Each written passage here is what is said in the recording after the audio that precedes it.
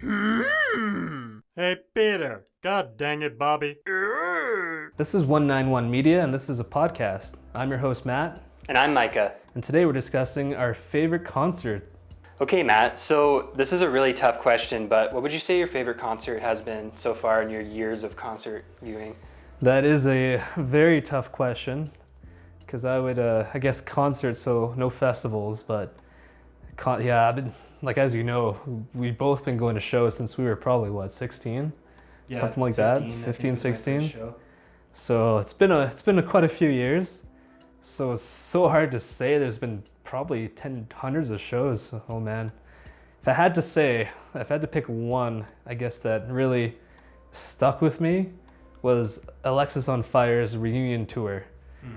So if some of you guys know Alexis on Fire, they're Canadian, just say post-hardcore, I guess? I guess they were classified as post-hardcore. I still don't know what that means. Yeah, not exactly. They're just a great band. They're a cool band. So basically, I forgot which year it was, but it must have been 3-4 years ago. They split up and had a farewell tour, which was a really awesome show as well. And then basically all the fans were like, well, this is it. They're done. They're gone.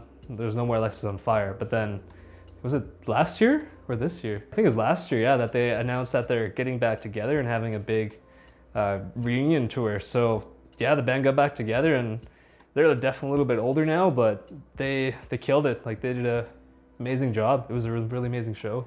I think it's funny you mentioned that because one of my first concerts, I remember I was with you and our other friend. It was actually the Alexis on Fire farewell tour show. I went with a couple of friends and then migrated towards Matt and our other friend Nick. So that was kind of one of my first shows I've ever been to as well. That was a really great show. I don't know if that particular show was better than the reunion tour show. They were just both really well done. I think maybe the reunion show was maybe a bit better just because it was so current compared to what was the reunion show or the farewell tour was 7 years ago, something like that. Was it that long? Yeah, I think it was 2012. Yeah. I thought that was only 4 and then they announced that they were coming back in 2015. I only got into the band when they were doing their farewell show. So I was I'd never heard of this band really before. I think I listened to Old Crows, Young Cardinals, which is not their greatest album, but everyone I talked to was like, oh, you like their worst album. Well, I guess if you get into, a band and you like their current music and that's their latest album, it's yeah, that's great. That's what you like. Mm-hmm. But that was a definite departure from their original kind of style. I mean, but then I got really into them a couple of years ago, and I think it was mostly Crisis and Watch Out and the self-titled. But my favorite stuff by them is for sure Dog's Blood EP. Ooh, very nice. Mm-hmm. Yeah, I wish they finished that EP and made it a full-length album, but I don't know, maybe it's coming. Who knows? I guess they did write one song. What was it called again? I can't remember. Oh, I don't remember the name. We're bad fans. Familiar Drugs. Oh yeah. And I'm not sure if they're going to be doing another album or not. They must be, right? They reunited and they released the song, so there must be an EP or an album coming. So. Mm-hmm. Well, hopefully, I think City in Color is not doing as much nowadays, so Dallas has more time for Alexis on Fire. So Micah, we did go off into a tangent there, but what is your favorite concert? I've been thinking about this for at least a week, trying to figure out which was my favorite show, because I've been going to shows since I was about 15 and 25 now, so it's been over 10 years. I feel really old now, but... You're old, man. Yeah, exactly, man. But I probably have to say ABR, August Burns Red. They did a 10-year anniversary for Constellations tour, and that was one of the best shows I've ever been to. Their lighting was amazing. The band was super tight. I've seen the band 4 times. They never sounded as good as they did at this album. And obviously Constellations is my favorite album by ABR. Anyone who wants to check out the band really should, because they're not underrated, but a lot of people don't know who they are. I think the reason it was so good too was because I went with Matt as well, and we both really liked the band. Yeah, it really helps when you go with people that like sometimes people just go to go and they're not having a good time. And I don't know, one of my criticisms of like, I guess metal shows in general is just like, it just seems like people, like of course there's a group of people having a good time in the pit, and there's like a lot of people just standing around, like standing still. Like I guess that's just the way it goes, but hey. With their arms crossed. I hate this song. Why did I even come here? I'm gonna pretend I don't like this band, even though I paid $50 for a ticket. Well, I'm sorry if any of you people are those people, but you're probably having a good time. It's just, yeah, I guess I like getting into the pit a bit and, jumping up and down. But at the same time, it's like, how can you not be into this? Like I'm just like running around. Like I don't go in the pit as much because I don't want to get hurt. Because there's guys that go into the pit just to hurt people. Yeah, that's true. But like I feel like the reason I go to shows too is like just to let loose, and no one judges you at these shows, right? Matt has done this a lot, but I'll ask him to like throw me up, do some crowd surfing. You go up and do another crowd surf. You do it at least 4 or 5 times during the night. You can do some stage diving if the concert venue permits it. So just gotta hope someone catches you, right? Well, I've been dropped a lot, but... Do you ever break anything? No, just my pride. Did you say you saw someone get dropped one time? What show was that? Oh yeah, it was the Dillinger Escape Plan, who was a really good band. They're now defunct, unfortunately, but it was at this venue and there was only like maybe 10 people there for a band that's been around for about 20 years. But my friend and I were really enjoying it, and this guy went on stage and he just stage dived and no one caught him, and he landed right on his neck. And I was like, oh my God, Reese, he's dead. And we're like, oh my God, like this guy died. Was he okay? Was he moving? Yeah, he was fine. Oh. He just sat on the floor for like 2 minutes and then he got up. Might have got a concussion for sure, I think. Yeah. I think you kind of put your life in your own hands when you go to these shows though. A little bit. I mean, you gotta be smart, and there's 10 people. Well, no one was there. Why would you stage dive? I mean, he probably thought that there was more people there. He may have been under the influence for sure. Just has 2 beers. I'm gonna jump off the stage. Yeah, and like that show was interesting too because I remember the band made us wait like 2 hours. Well, here's a question for you. How do you find the drink selection is at certain venues? What the venue you went to for ABR, how was the drink selection there? I feel like the drink selection's not very good at these types of concerts. I mean, you get your normal beers, you get your like normal imports. You don't get any craft beer or anything like that. Matt and I are into craft beer, but I usually just find myself drinking like rum and Coke because it's easy. You don't get bloated too. Yeah, or if you drink like, they'll give you like tall boys of Coors Banquet, which is like the craziest thing they have for beer. I mean, yeah, I feel like they only came out with that in Canada like 5-6 years ago. Is that some venue? And then that's all they had, so we had to drink it. It's like, okay, it's not bad. I mean, can't complain. If you got no other craft beer or better options, like it's a decent beer.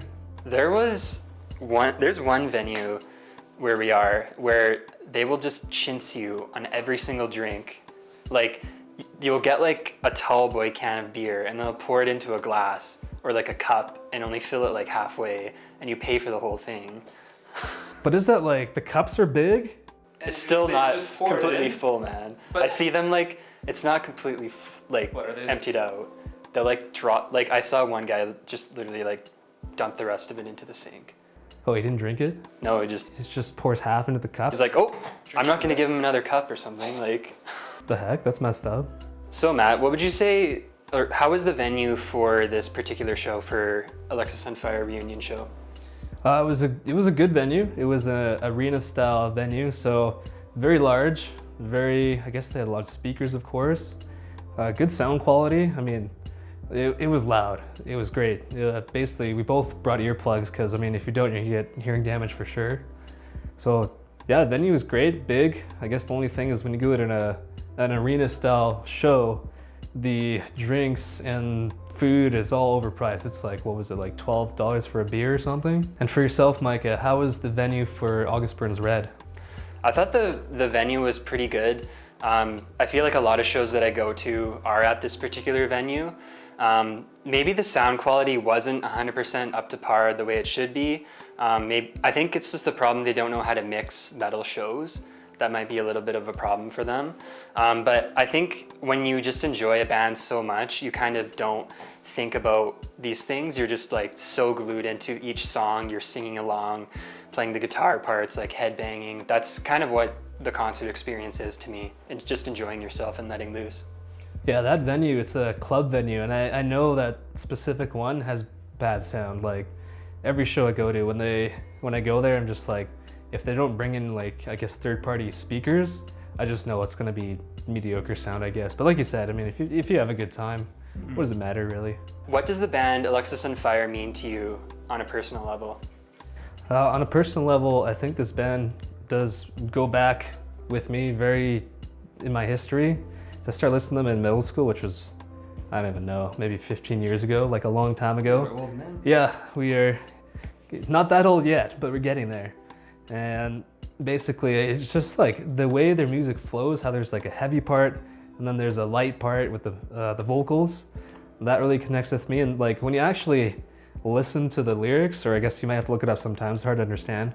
But then like their songs are actually pretty deep, and they have deep meanings, and it does help you get through stuff, because I bet most people back in the middle school, even maybe high school, it's a rough time for some people, so it definitely helped me out. Mm-hmm.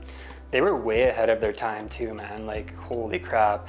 Like, I remember, like, I had listened to Old Crows, Young Cardinals, and I was like 17 or something like that, but I didn't realize how good of a band they were until I listened to Watch Out and Crisis. And the first time I listened to a song like Happiness by the Kilowatt or This Could Be Anywhere in the World, like, and the way that Dallas, so like they all have like, there's 3 singers in the band, Dallas, Wade, and George. And the way that, obviously Alexisonfire wouldn't be Alexisonfire without Dallas because of his high soaring vocals, but everyone, the reason they work so well is because they play off each other. And I think that's one of the reasons that they've been a band for so long until they broke up and now they're back together. And what does August Burns Red mean to you personally? Yeah, man. August Burns Red has been one of my favorite bands for over 10 years now. And I feel like it's weird sometimes my music taste doesn't change. Mm-hmm. And I'm like, why don't I like different music? But I feel like you like what you like. And the band is still putting out really intense music, like almost 20 years into their career. I remember when I first heard a song by them, it was called Meddler. You know the song Meddler. Yeah, and it was on, I think I went to a Christian bookstore with my parents, and I was like, I want this album. It was like Christian top 10 rock hits or something. And then like I played it in my dad's truck, and he was like, what's this? And I'm like, play this August Burns Red song, because I thought the name was interesting, right? Like August Burns Red. And it's just super heavy song, like melodic song. And my dad was just like, what is this? This isn't Christian rock.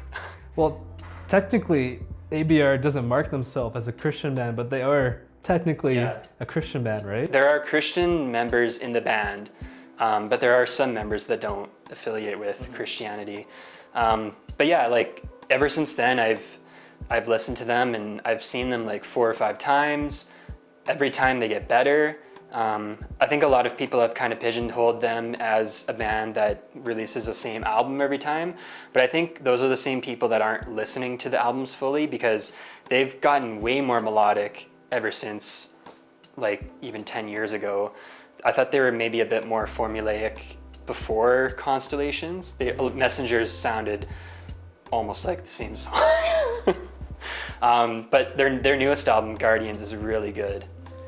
I find like if you like that kind of music, they keep the same style. So I mean, I like that music, you like that music. They keep putting out the same kind of metalcore sound. So I mean, it just sounds good every time. Yeah, if it's not broke, don't fix it, right? Yeah, I guess some bands, like after 20 years, I guess they almost get bored of their sound, or they want to evolve and mature and kind of go a different direction. So I mean, one day they might, right? Like, who knows? But then again, will they have that same fan base if they change, right? You're gonna be one of those fans. probably still like them. Oh, yeah. But unless they turn into a country band, I can't stand country.